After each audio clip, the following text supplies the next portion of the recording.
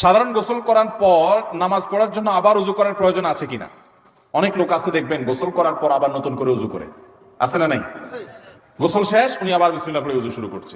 এটা একটা নিষ্প্রয়োজনীয় কাজ, কোনো দরকারি কাজ না, বেদরকারি কাজ।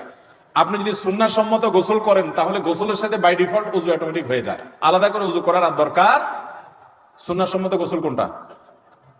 আপনি গোসলের জন্য যখন ওয়াশরুমে ঢুকলেন, প্রথম কাজ হবে শরীরে বা কাপড়ে কোনো জায়গায় নাপাক থাকলে সেই নাপাকটাকে ডলে আগে ধুয়ে ফেলা। ভালো করে ডলে পরিষ্কার করে ফেলছেন, আলহামদুলিল্লাহ, প্রথম কাজ শেষ। এরপর দ্বিতীয় কাজ কি? এবার দুই হাতের কবজি ভালো করে ধুয়ে কুলি করেন, নাকে পানি দেন, মুখ ধোন 3 বার, হাতের কনুই পর্যন্ত 3 বার ধোন, দুনো হাত, মাথা মাসা করেন। অজুর সব কাজগুলো শেষ, শুধু একটা বাকি আছে, পা ধোয়া। পা ধোয়াটা থাকুক বাকি। এবার আপনি মাথায়, কাঁধে, শরীরে পানি ঢেলে গোসল করেন। ওয়াশরুম থেকে বের হওয়ার সময় 2 পা একেবারে ইয়া পর্যন্ত, টাকনু পর্যন্ত ধুয়ে এরপর আপনি বের হয়ে চলেন।